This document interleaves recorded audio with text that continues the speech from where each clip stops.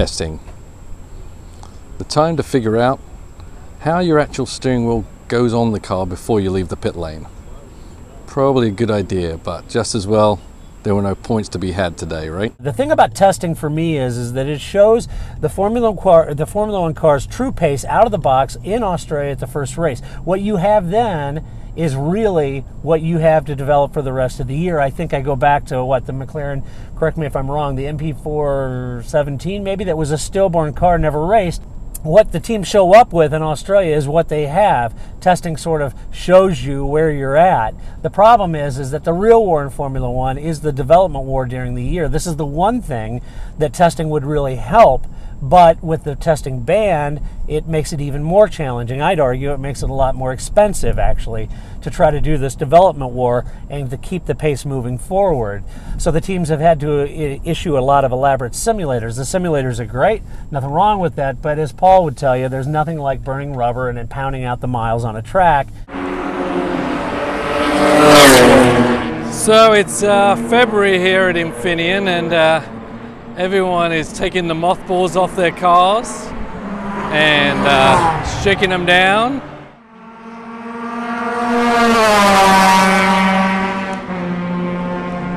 Once testing ends for the year, basically that's it, right? Except for, luckily, we have a mid-season test going on, which, you know, hopefully sanity is prevailing at this point.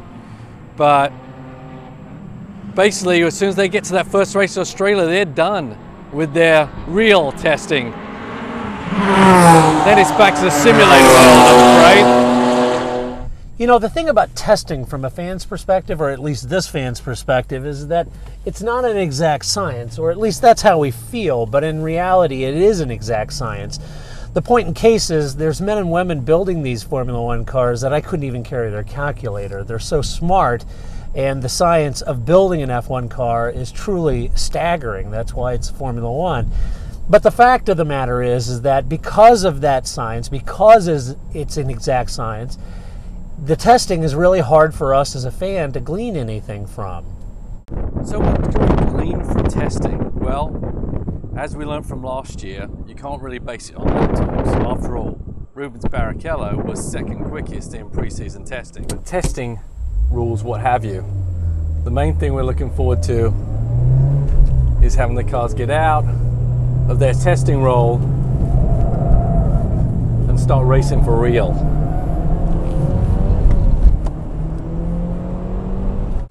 So what are the good parts about the current testing structure? Well, the good part is we get to see all the teams, you know, they do their launches very close to the time of that first test day, then we see all those new cars out on the track at the same time. In the old days, they used to have sporadic tests, numerous tests for sure, spread around the world, different teams here and there. And as much as we say the testing right now doesn't give us anything, certainly back then it didn't. Everything was on a different day at a different track. It's all, obviously, they could be talking about economics in Formula One, and sometimes I think they may even mean it. Maybe one idea, as we talked about video before, is that maybe from a fan's perspective, video could be used a lot more. Now, teams are there to test, and testing's awful expensive, and time is money, and everyone's on a limited schedule, and that makes a lot of sense.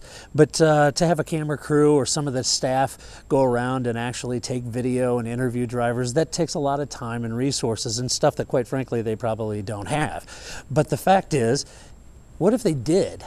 Pretty much the only time these teams are going to actually get to go hammer and tong against each other in a test situation, because after that, basically, what they're going to have to do, as we've seen from the past few years, they're going to have to go to the virtual world and start testing on their simulators, as our friend Nico is doing right now.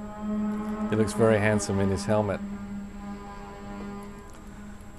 So what is the difference between testing on the simulator and testing in the real world? Well, we know obviously that testing on the simulator is perhaps a little cheaper, maybe by the mile, but the money they've spent on these simulators over the years has been intense, and probably a bigger gap between the new teams and the well-established teams who have had the money to develop their systems, as opposed to the teams just turning up on a daily basis and running up against and testing new parts. I think the gap is actually larger now because of the testing ban. But now we're going to have one mid-season test, so hopefully maybe these new teams can maybe, or lesser funded teams can maybe catch up just a little bit through the mid-season. Because F1 is an exact science, it makes testing difficult to understand from a fan's perspective. Look at it this way. As a fan, we like to watch a race. What is that, 65, 70 laps? So we break that race down. Sure, it's an hour and a half approximately, and we digest it in that context of time, but we break it down into sectors because we like to see how fast drivers and cars are going in each sector. That gives us a clue to the race. Now, I know this is all rudimentary. Bear with me here. I know this sounds like I just started watching F1 yesterday, which obviously I didn't, although I may talk like I do. There's nothing quite like seeing a car at the limit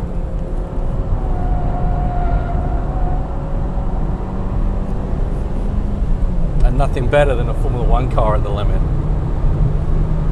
The only real thing that we really need from this is the in-season testing. It didn't make sense, you know, to have all these tests lumped right before the first day of the year, and then after that, nothing. We need to spread it out. You know, we need give some teams the chance to turn things around a little bit. We all want competition out there, but if one team made a mistake in those 8 days or whatever it is, days of preseason testing, we're not able to rectify it, they may never actually get to rectify it. So we always want close competition, and I think that does help.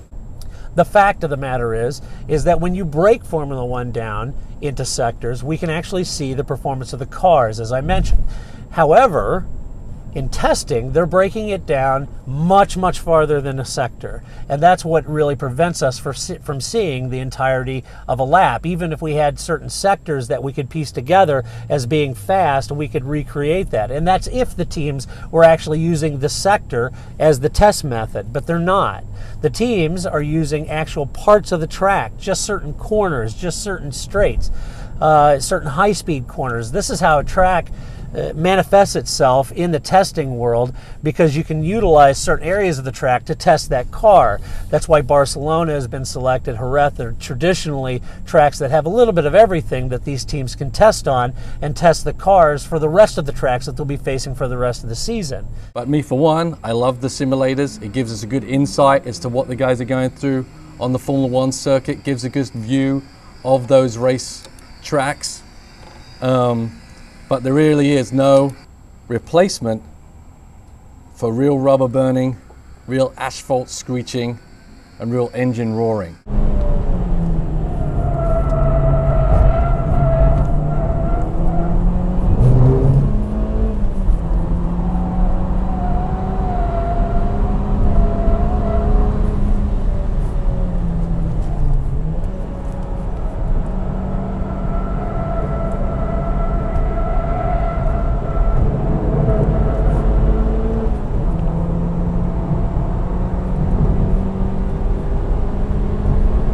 Like that.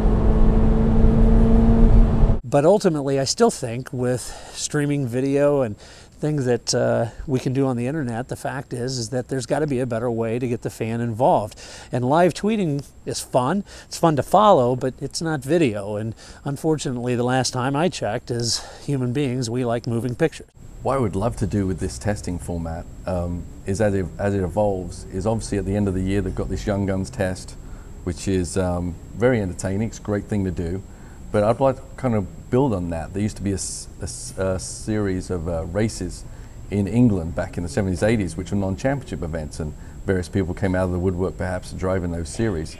But kind of leaning on that formula a little bit, maybe at the end of the year, have that Young Guns test after the last race of the season, and then utilize those cars to not only test, but also to get these drivers in a race format. Hey, let's have a race of champions for the Young Guns. Have them actually race on the track in those Formula One cars. Those cars pretty much are useless at that point. They're relics as soon as the season is over, so there's nothing to be lost if one bangs one up against the wall or not. But what we will see is something very different from those drivers, because there's one thing to be testing, and there's another thing with the Young Guns test, is that basically because of the limited testing, they actually do have to test parts on that car. It's not just a test for the drivers. The teams are utilizing that time immensely to actually test new parts for next year, etc. You know, it probably wouldn't take too much enterprising for a team to kind of work through video to engage the fan on showing what their car's doing or not doing. Or better yet, maybe from a competitive standpoint, it might be kind of fun to actually have a team show what their competition's car is doing during a corner or a particular sector. You know, you put that out there, and that might be kind of interesting, that we can all draw our own inferences. It is pretty funny how they always talk about the economics in Formula One. We're saving money, and we're obviously a few years ago we were talking about even having a cap of how much those teams could spend. But it really is quite confusing sometimes the way they go about things, because they do bring these things in with no testing after the start of the year or start of the season. Now they're kind of backtracking on that a little bit, thankfully. But then they come up with rules that kind of change everything around. They bring in KERS that is so expensive. We like to be involved in the machine, and Formula One's the one racing series that really doesn't want us involved in the machine, other than when it comes time to buy tickets or watch races or buy merchandise. Beyond that, really, they really don't want us involved, and they really don't care what we think.